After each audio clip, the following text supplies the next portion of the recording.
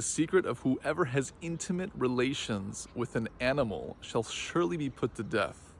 Some inner insights from the Rebbe Shlita, Rebbe Avraham Mordechai Gottlieb, and some additional commentary from myself. So, an animal, behema, Kabbalistically alludes to the animalistic side of our psychology, of our consciousness. This is the chaotic aspects, the doubts, the fears, the anxiety under the umbrella of our egoism, our desire to receive for oneself alone. To be intimate with means to unify. The first time something is mentioned in the Torah alludes to its essence. The first time intimacy was referenced in any way was when Adam knew Eve, from the language of Dat. Dat is knowledge, but it's the synthesizing of Chokhmah and Bina Kabbalistically. Point is that it's in the middle. It's a synthesis between two polar energies and concepts. So too, unifying with something is synthesizing and connecting with it. And this is what intimacy represents. Intimacy represents the ultimate unification of creator and creation. So, the Rebbe asks, why does the verse in the Torah say the word kol, all? All who lie with a beast shall surely be put to death. It's seemingly an extra word. You don't need it. But here's the thing. There is not a single word in the Torah that's extra. Every single word is a code, and every single word is speaking about our inner consciousness. So kol is one of the many code words the Zohar reveals to the Sphira of Yesod. Yesod is the second to bottom Sphira on the tree of life, in the middle pillar. Yesod represents connection, communication, peace, but it's also the full expression and interfacing of all the middle Sphirot above it, which, in a general way, the Keter, the crown, it represents our meaning, our purpose, and the faith behind it all. Then there's the Dat, which we just referenced, this notion of unification, of connection, of an inner knowing. And then there's the Tiferet, which is compassion and empathy. So Yesod is this ultimate expression of everything just mentioned. And often that is fully expressed through intimacy. But intimacy is, again, representing an integration and unification with a concept. So the secret of this verse is saying, if we identify with the beast within us, the aspects of our egoism, of our false, illusory self, we will die. The spiritual death is to be disconnected from life, and life is defined as being connected to the life of all lives, the Creator. So death by definition is a disconnection.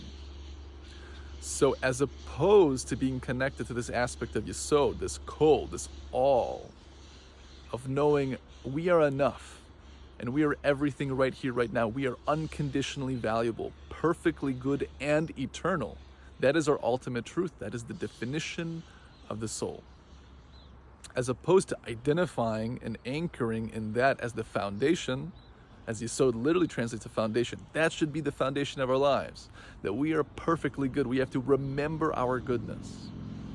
As opposed to that, if we identify, if we sleep with, if we have intimacy with, meaning we unify and identify with the concept of the beast within us, as if that's us, then we'll experience chaos, turmoil, and pain.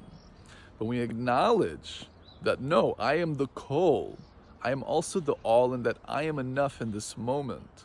My soul is a piece of the Creator on high. I am therefore perfectly good. And if I'm saying anything less of myself, then I'm also saying the same of the Creator, because myself, my true self, and my expression is an expression of the divine. Baal HaSulam paints this beautifully in the introduction to the Zohar, that if we have something negative to say about ourselves, we should take it up with our Maker, because He made us. Point being is that in truth, at the deepest level, we're perfect, because a perfect craftsman cannot create an imperfect creation. But we are born here in the illusion of imperfection, as we are here to do the healing and the corrections of all the times that the global soul has shattered again and again through the corruptions, specifically so we can do the work and be partners in creation to receive the greatest lights. But of course, we have to do this in a way that's healthy before holy, and part of that healthy psychological work is to identify one step at a time with that inner goodness, to remember your goodness. This is a lot of what I work with people in coaching. I want to help to integrate, teach, and hold people accountable to be compassionate on themselves and integrate this ultimate goodness and know that is the goal of what we are trying to achieve. And when we unify and identify with the beast, we're going to experience that turmoil. But we're not here to kill the beast itself necessarily. We're here to elevate the beast within.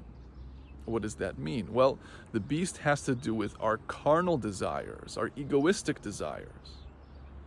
But we can transmute that beast to serve others and the Creator, because it's an energy. Everything is an energy.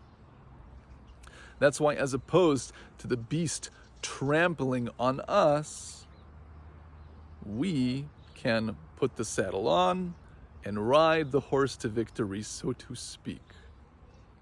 The question is, do you remember your goodness? May we all remember our goodness and know that we are enough and we are perfect and we are good. And yes, there's work to do. And yes, there's a time to say, I'm not perfect and I'm lacking, and do that shadow work. Do that cheshbon nefesh, the accounting of the soul, for sure. But the large majority of the day and life should be founded upon this yesod, this kol, this everything, this ultimate place of connection and compassion. First and foremost for ourselves. Shabbat Shalom. Please like, share, comment, and follow. Check out rebadam.com for some wonderful free offers. You can always book a discovery call as well to see if you're a fit for my coaching programming. All the best.